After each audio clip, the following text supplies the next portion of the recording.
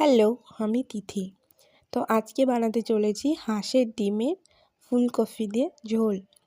তো দেখো, ডিমগুলো আগে সিদ্ধ করে ছাড়িয়ে নিয়েছি, আলুগুলোকেও ছাড়িয়ে নিয়েছি। এখন নুন হলুদ দিয়ে মাখিয়ে রাখছি।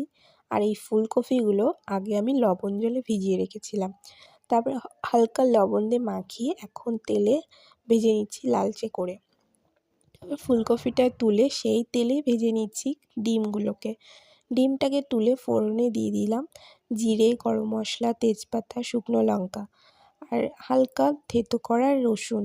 এবার আলু যে সেদ্ধ করে রেখেছিলাম, আলু সেদ্ধগুলো দিয়ে নাড়াচাড়া করে মশলাটাকে দিয়ে হলুদ লবণ দিয়ে হালকা জল দিয়ে এটাকে ভালো করে কষাবো, যেন কাঁচা মশলার গন্ধটা চলে যায়।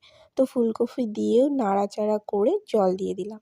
আর যে ভাজা ডিমগুলো ছিল ওগুলোও দিয়ে দিলাম, আর লাস্টে দিয়ে দিয়েছি পেঁয়াজ কলি। তো আজকে আমার ডিম কষা রেডি।